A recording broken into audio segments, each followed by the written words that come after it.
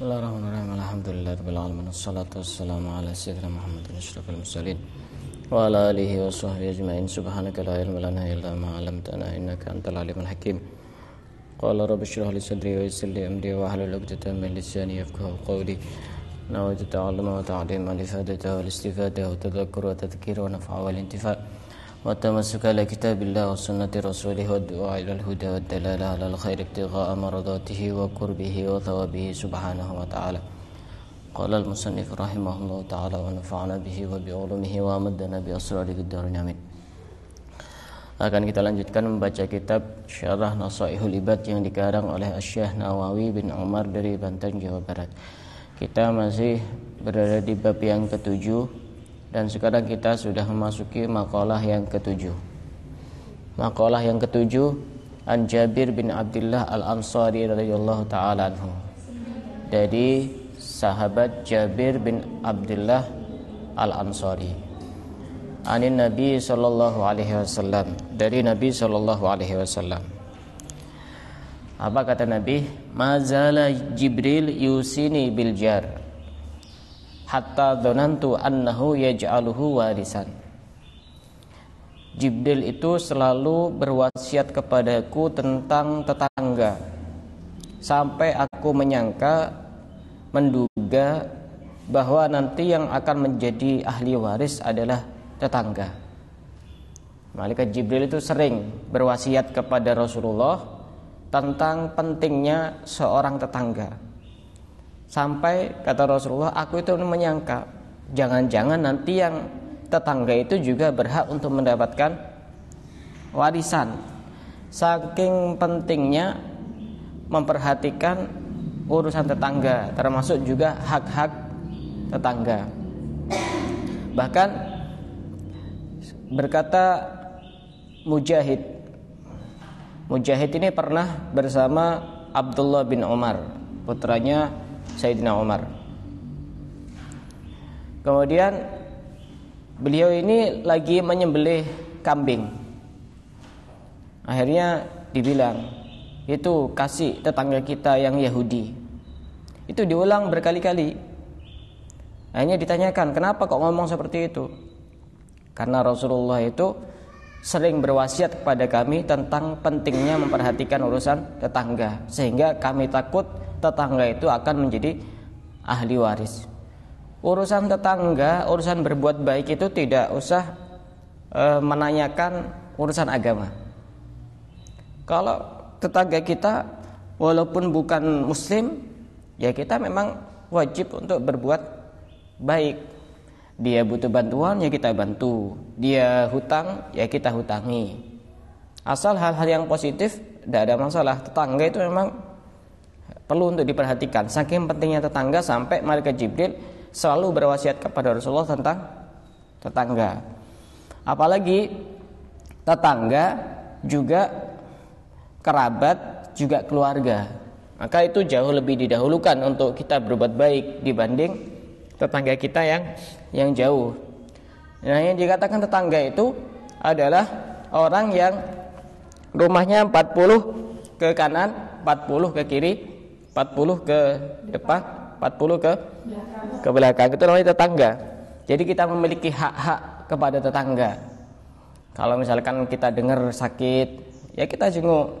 Kecuali yang sudah jauh lebih dari 40. Itu haknya itu masih tidak begitu kuat. Kalaupun kita mau menjenguk kalau dia sakit, ya tambah lebih bagus.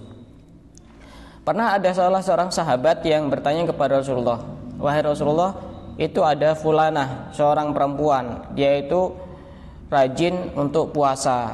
Kalau malam dia sholat malam, tapi dia suka menyakiti tetangganya.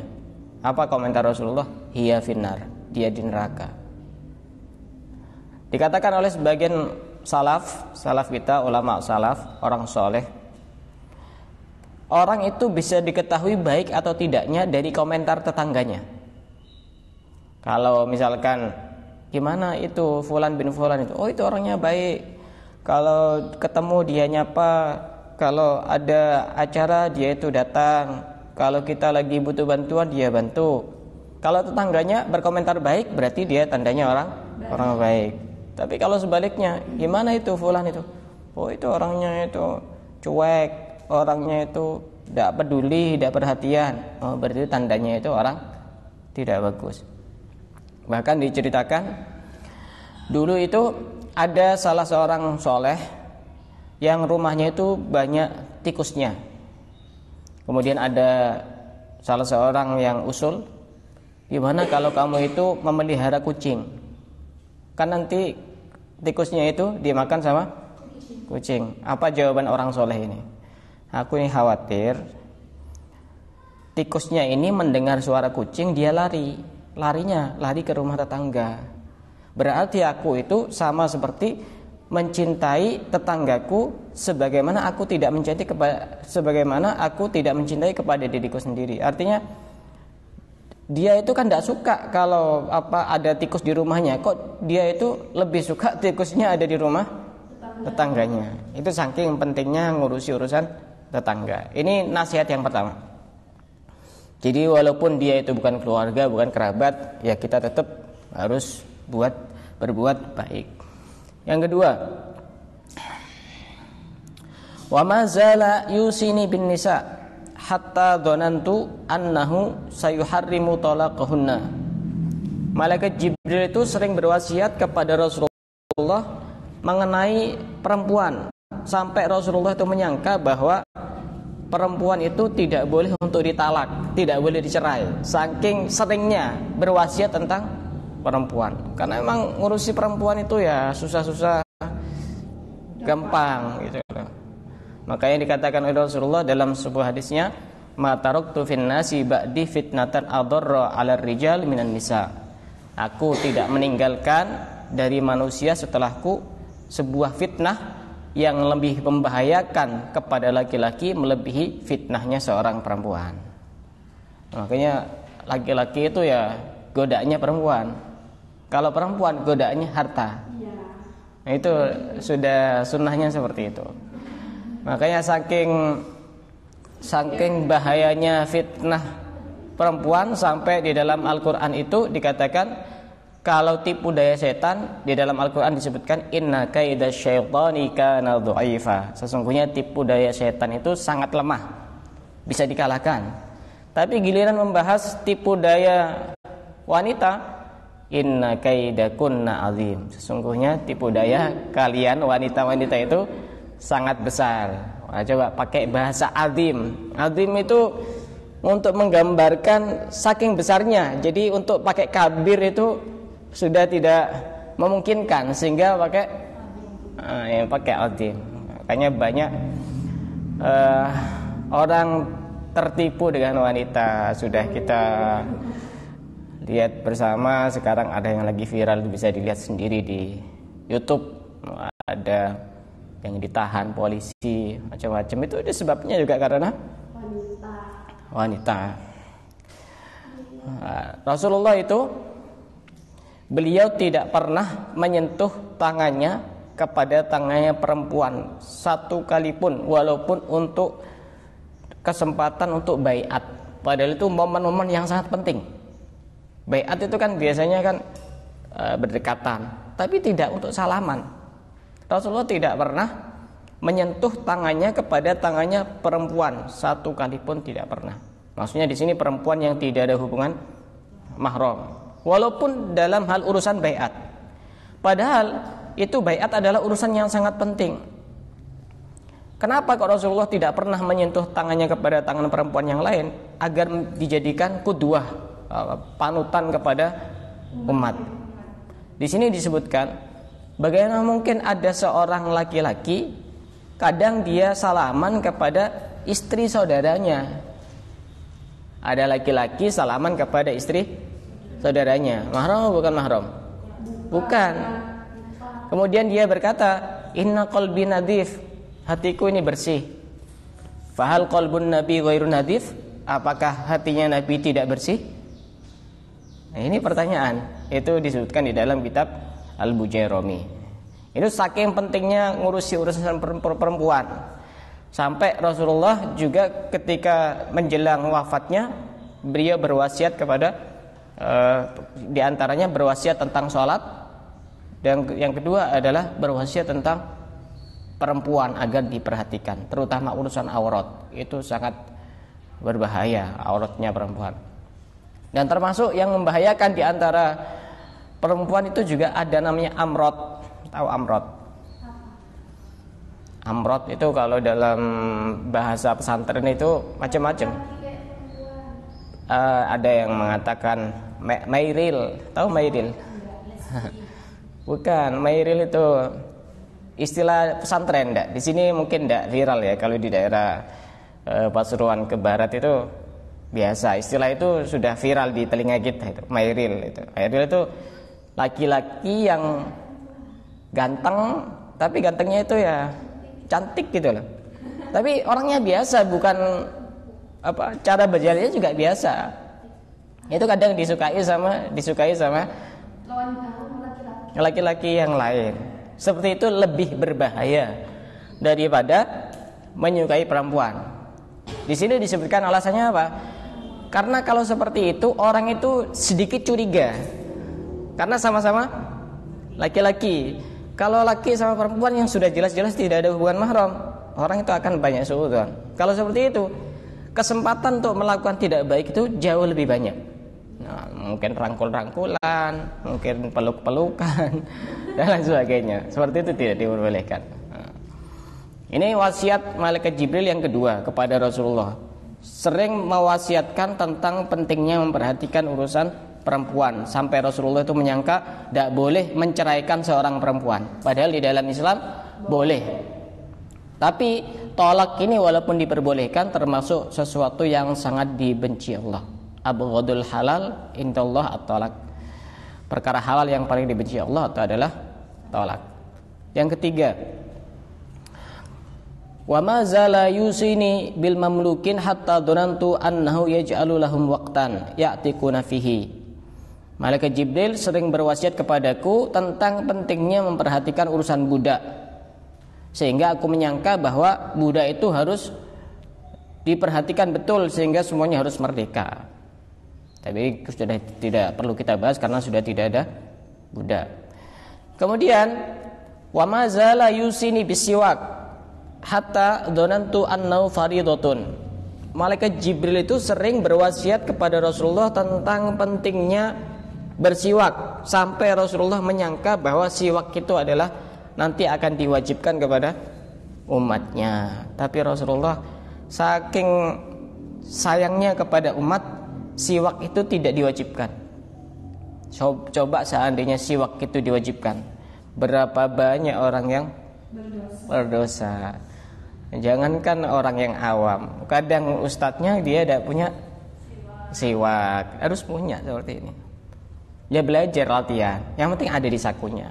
Urusan nanti dipakai nanti sambil belajar begitu.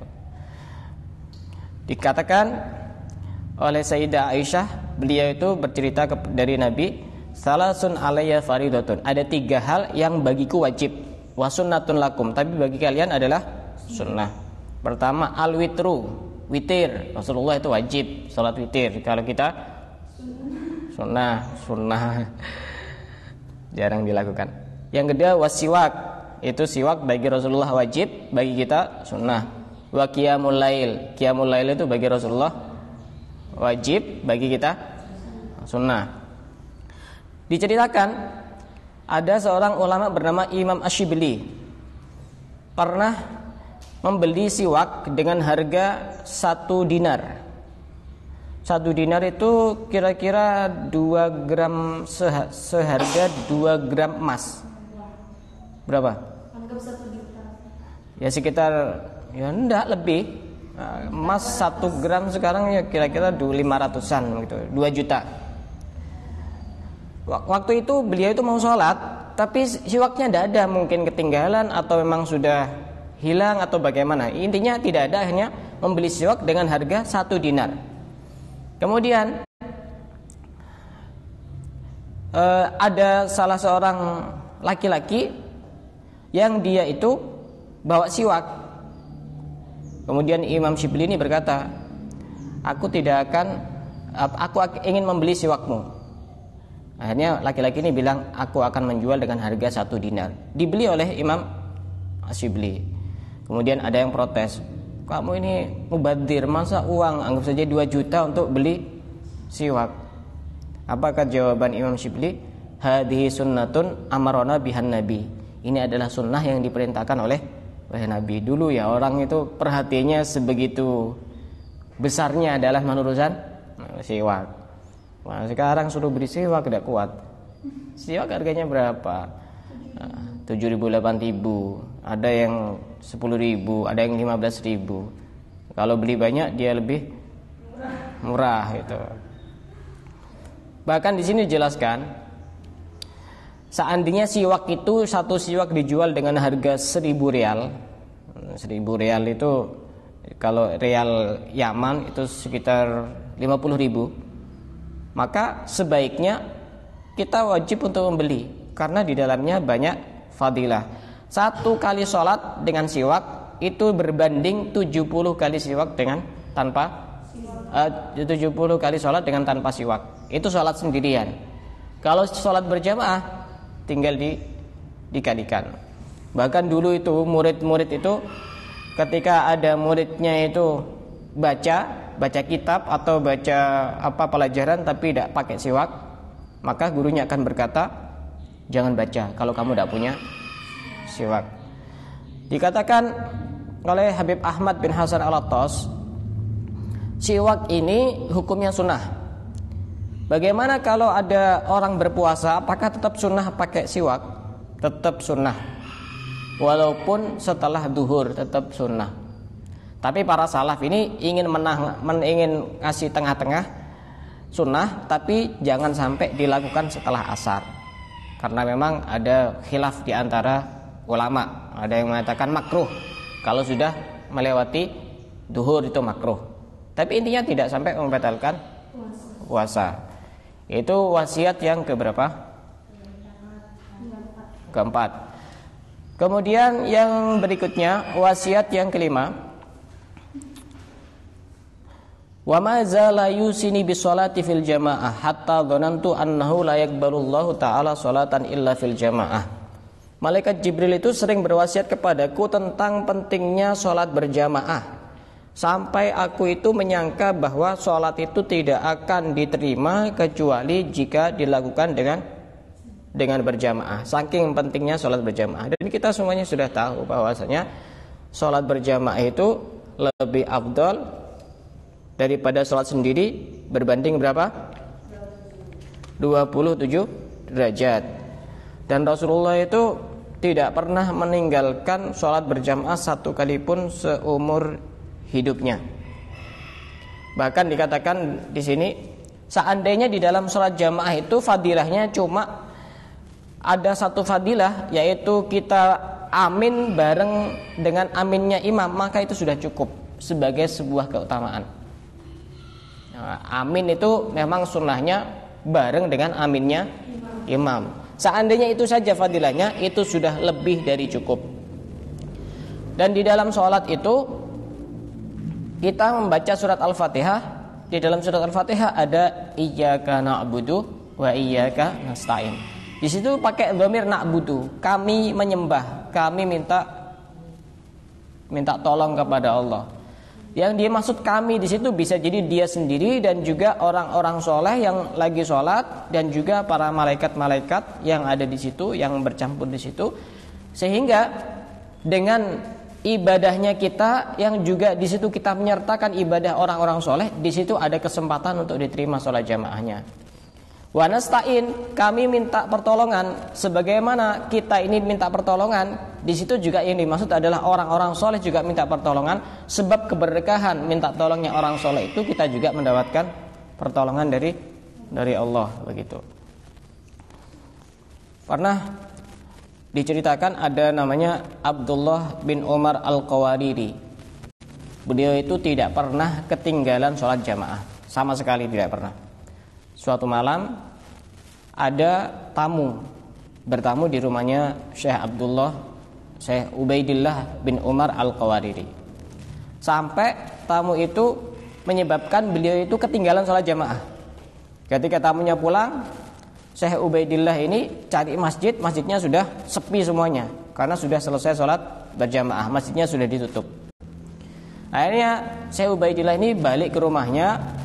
Kemudian beliau itu ingat bahwasanya sholat jamaah itu dapat 27 derajat dibanding sholat sendiri. Akhirnya beliau sholat isya sebanyak 27 kali. Dilakukan 27 kali. Setelah sholat isya 27 kali, karena ingin menandingi sholat jamaah itu, beliau tidur. Di dalam tidurnya beliau bermimpi. Di situ ada kuda yang sangat kencang. Beliau ini ada di belakangnya, sudah berusaha sekuat tenaga untuk nyalip kuda itu, tapi tidak bisa.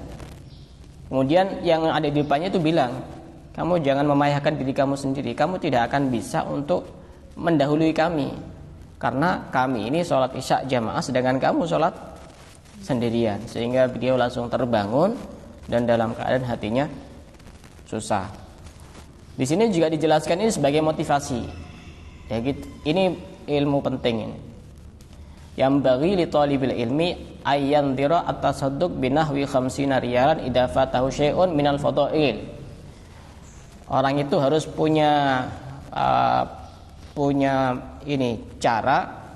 Misalkan saya kalau hari ini tidak sholat jamaah, saya akan sedekah. Di sini disebutkan 50 rial. 50 rial itu kira-kira kalau 1000 rial itu 1000 rial 50.000, berarti kalau 2000 itu 100.000. Kalau 50.000 real berapa?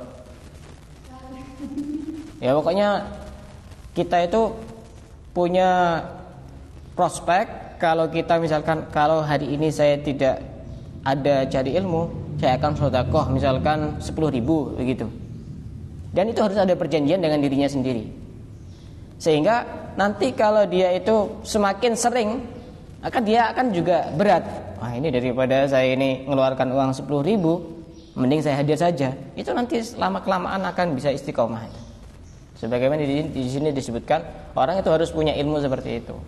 Kalau seandainya saya ketinggalan sholat jamaah, atau saya ketinggalan hari ini tidak baca sholawat, saya akan menebus kesalahan saya ini dengan sedekah 20.000 begitu, atau 100.000.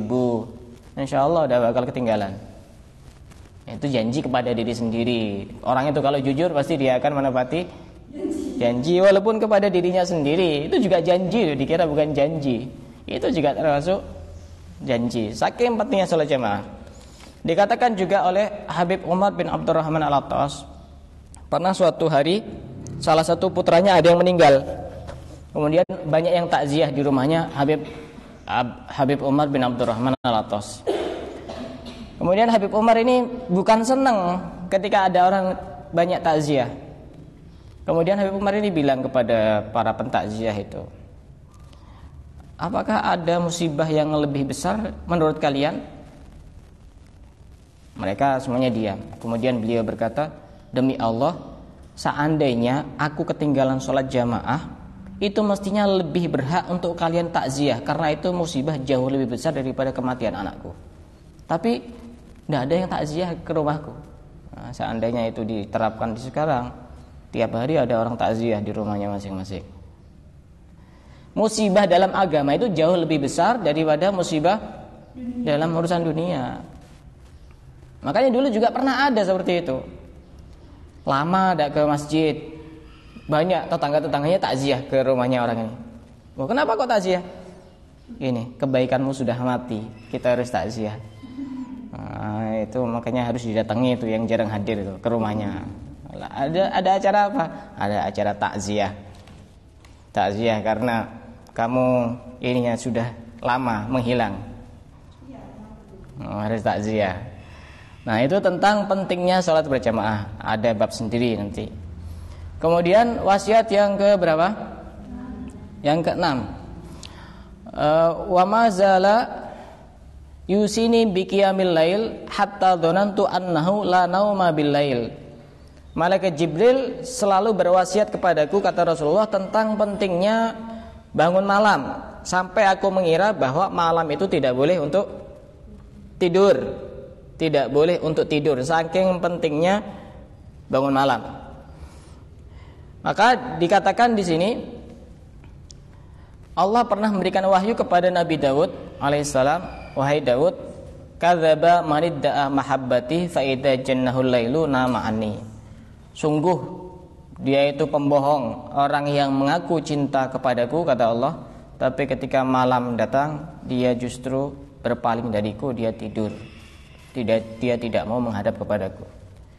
Kalau kita ditanya cinta Allah atau tidak, kemungkinan akan menjawab cinta. Tapi kalau malam datang, kamu tidur apa tidak? Tidur. Itu cinta yang bagaimana? Itu sebuah kebohongan. Kata Allah memberikan wahyu kepada malaikat, kepada Nabi Daud. Dikatakan oleh Asy-Syaikh Ismail bin Ibrahim, Jumi'al khairu kulluhu fil lail. Kebaikan itu semuanya terkumpul pada malam hari. Wa ma uqidat liwaliyin wilayatun illa bilail. Wali itu tidak akan diangkat menjadi wali kecuali pada waktu malam hari. Pengangkatan, pelantikan wali itu malam hari. Beda dengan pelantikan yang lainnya. Iya, siang hari. Nah, maka orang yang tidak bangun malam itu tidak bakat untuk dilantik menjadi wali. Karena pelantikan wali itu pasti dilakukan pada waktu malam hari. Bahkan di sini dijelaskan, seandainya ada orang kaya ngasih pengumuman, nanti jam 1 malam saya akan bagi-bagi uang, setiap orang saya kasih 10 juta. Kira-kira reaksinya orang itu bagaimana? Ada orang kaya ngasih pengumuman, nanti jam 1 malam saya akan bagi-bagi uang, setiap orang akan mendapatkan uang 10 juta. Kira-kira bagaimana reaksinya? Mungkin bersusah payah gimana caranya biar tidak tidur, atau gimana pakai alarm, atau bagaimana caranya lah. Pokoknya jam 1 sudah ada di rumahnya orang kaya itu. Kemudian di sini dijelaskan, kamu kok tidak percaya sama Allah? Allah itu kan di dalam hadis qudsinya beliau berfirman, ketika sudah sepertiga malam Allah itu menyeru, mayyad'uni fa astajib lahu. Siapa saja orang yang doa, maka aku akan mengabulkan doanya. Mayyas'aluni fa utiyahu. Siapa saja orang yang minta kepadaku, aku akan memberikan permintaannya. Mayyastaghfiruni fa aghfirullah. Siapa saja yang istighfar kepadaku, aku akan mengampuni dosa-dosanya. Kita itu seakan-akan sudah telinganya sudah tuli. Masa ada yang lebih kaya daripada Allah? Orang kaya saja yang masih belum begitu menjanjikan, kita percaya nanti akan datang. Giliran Allah yang menyeru, kita seakan-akan tidak percaya. Karenanya qiyamul lail itu adalah hal yang penting. Dikatakan oleh Habib Abdullah bin Omar Asy-Syatiri, ini ayahnya Habib Salim Asy-Syatiri. Itu beliau dulu pengasuh Rubat Tarim. Ketika melihat ada muridnya itu bangunnya pas waktu subuh, bukan kesiangan, waktu subuh. Tulu'ul fajri itu kan waktu subuh. Itu memerintahkan santri-santri yang lain untuk nyiram kupingnya itu dengan air. Ketika ditanyakan kenapa kok disiram pakai air, karena ada satu hadis riwayat Ibnu Mas'ud, kalau ada orang bangun waktu subuh, bukan jam 6 atau jam 7 ya, waktu subuh, dzaka rajulun bala syaitanu fi udunaihi. Itu adalah seseorang yang dikencingi oleh setan di telinganya. Makanya itu harus disiram pakai air biar kencingnya bersih.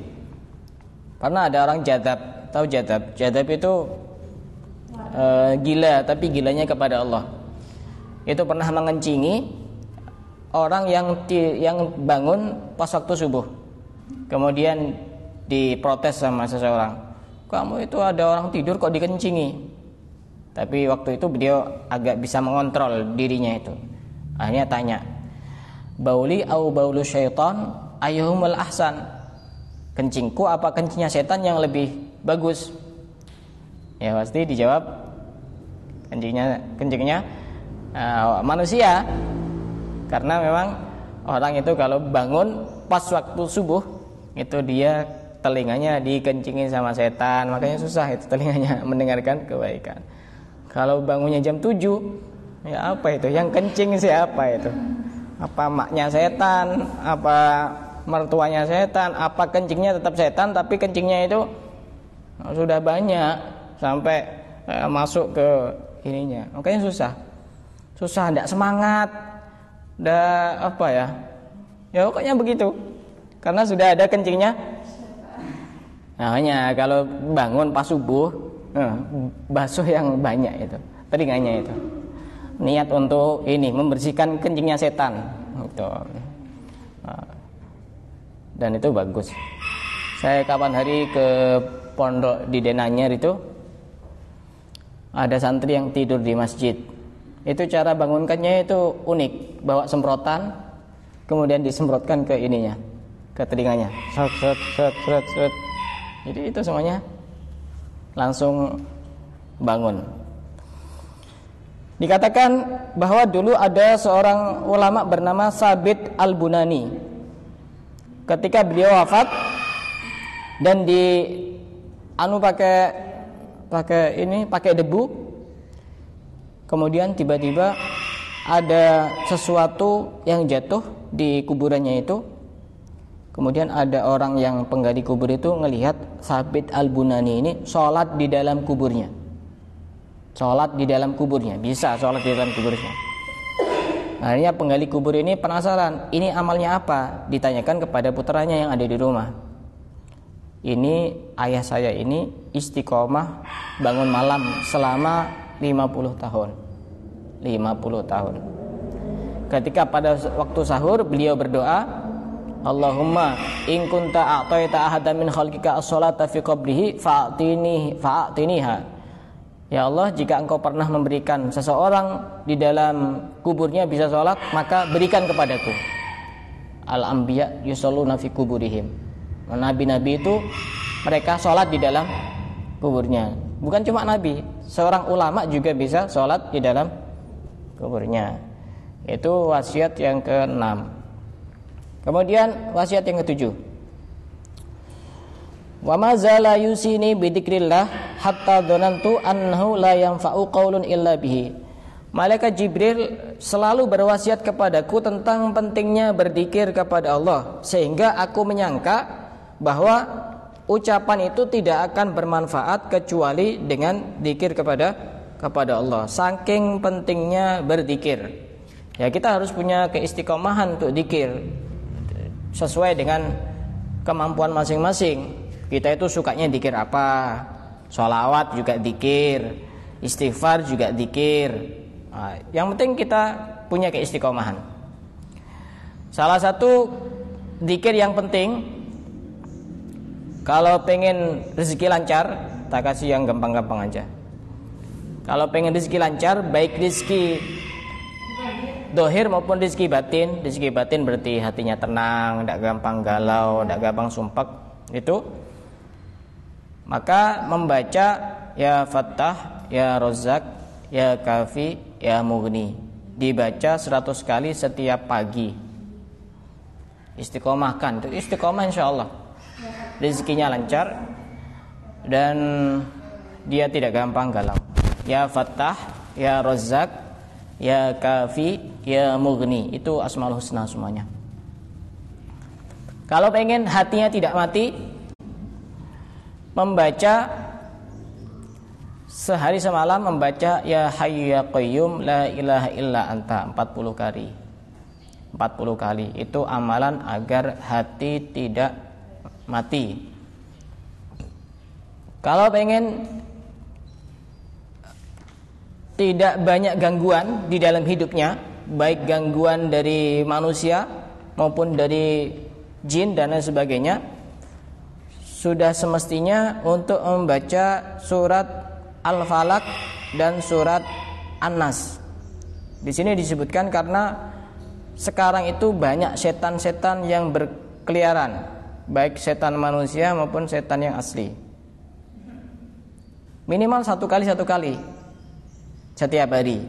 Atau misalkan setiap selesai sholat Al-Falaq 1 kali, An-Nas 1 kali, insya Allah dia tidak akan diganggu oleh makhluk Allah apapun itu, baik manusia, jin maupun yang lainnya. Bisa juga membaca Ya Latif, Ya Latif itu sebanyak 129 kali setiap hari. Insya Allah itu sebagai benteng, dia tidak akan terpengaruh oleh hal-hal yang buruk. Ya Latif, Ya Latif, Ya Latif 129 kali. Kalau Habib Umar Al-Muhdor itu bisa membaca Ya Latif 1000 kali dengan 1 kali nafas. Habib Umar Al-Muhdor ini putranya Habib Abdurrahman As-Segaf. Kalau Habib Abdurrahman As-Segaf ini bisa membaca surat Al-Baqarah dengan 1 kali nafas. Surat Al-Baqarah dengan 1 kali nafas. Ini hanya bisa dilakukan oleh orang profesional. Kalau di TV-TV tidak untuk ditiru. Jangan ditiru kalau seperti itu. Kamu jangankan surat Al-Baqarah, Ya Latif 500 saja tidak bisa. Habib Umar ini 1000 kali 1 kali nafas. Hebat-hebat memang putranya Habib Abdurrahman As-Segaf ini. Semuanya jadi wali kutub. Semuanya jadi wali kutub, baik yang laki-laki maupun yang perempuan. Itu 7 wasiat dari malaikat Jibril. Akan saya ulang kembali. Pertama, malaikat Jibril selalu berwasiat kepadaku tentang pentingnya tetangga, sampai aku menyangka bahwa nanti tetangga itu juga nanti mendapatkan warisan. Yang kedua, malaikat Jibril selalu berwasiat kepadaku tentang urusan perhatian kepada perempuan, sampai aku menyangka bahwa perempuan tidak boleh diceraikan. Yang ketiga, malaikat Jibril selalu berwasiat kepadaku tentang urusan budak, sampai aku menyangka bahwa budak itu semuanya wajib untuk diperhatikan, harus dimerdekakan. Atau bisa jadi diperhatikan tapi tidak dimerdekakan. Yang ketiga, malaikat Jibril selalu berwasiat kepadaku tentang pentingnya siwak, sampai aku menyangka bahwa itu nanti akan diwajibkan kepadaku dan juga kepada umatku. Yang kelima, malaikat Jibril selalu berwasiat kepadaku tentang pentingnya sholat berjamaah, sampai aku menyangka bahwa sholat itu tidak akan diterima kecuali dengan sholat berjamaah. Yang keenam, malaikat Jibril selalu berwasiat kepadaku tentang pentingnya bangun malam, sampai aku menyangka bahwa malam itu tidak diperbolehkan untuk tidur. Dan yang ketujuh, malaikat Jibril selalu berwasiat kepadaku tentang pentingnya untuk berzikir kepada Allah, sampai aku menyangka bahwa ucapan itu tidak ada manfaatnya kalau tidak isinya zikir kepada Allah. Itu 7 wasiat penting malaikat Jibril kepada Rasulullah. Ada yang mau ditanyakan? Silakan. Iya. Kalau perempuan? Iya, terus? Ya di rumah. Di rumah, sholat di rumah. Iya, sholat di rumah bareng sama keluarganya. Ya. Iya, bareng sama keluarga. Kalau misalkan tidak ada keluarga, mending di rumah sholat sendirian. Ya kalau sekiranya tidak ada fitnah, tidak apa kalau dekat. Tapi kalau sekiranya jauh, mending sholat di rumah sendirian, itu jauh lebih bagus. Dekatnya gimana? Ukuran dekat? Dekat ya dekat, jalan kaki cukup. Mungkin jarak berapa rumah begitu, itu sudah dikatakan dekat. Pokoknya intinya itu sekiranya tidak ada fitnah, itu boleh keluar. Tapi kalau khawatir ada fitnah, takut menggoda dan digoda, maka lebih baik di rumah walaupun sholat sendirian. Lebih baik di rumah. Perempuan begitu. Berjamaah. Iya, tapi dengan yang mahramnya. Ada yang tanya, Ustadz, gimana hukumnya orang sholat jamaah laki perempuan yang tidak mahram? Dia itu pacarnya. Saya jadi simbol pertanyaan, Masa ada orang pacaran tiba-tiba ngajak sholat berjamaah berdua? Ada? Oh ada, Masya Allah itu Hah? Oh begitu ya, pacaran. Oh berarti setannya itu pinter berarti. Jadi habis pegang-pegangan, sepi-sepian, kita sholat berjamaah berdua. Apakah kenapa? Ada ya? Oh pengamat semuanya. Iya. Bisa jadi pengamat atau pengalaman. Kalau alhamdulillah pengalaman. Kalau berdua-duanya hukumnya haram. Salatnya sah selama tidak melakukan hal-hal yang membatalkan salat berjamaah. Berarti salatnya sah tapi dia berdosa, ya percuma. Tapi saya kira jarang 1:1000 seperti itu. 1:1000. Ada itu kalau diajak salat ke masjid bareng-bareng. Tapi kalau pas berdua, oh, itu setannya kayaknya baru hijrah gitu. Begitu. Wallahu a'lam bishawab.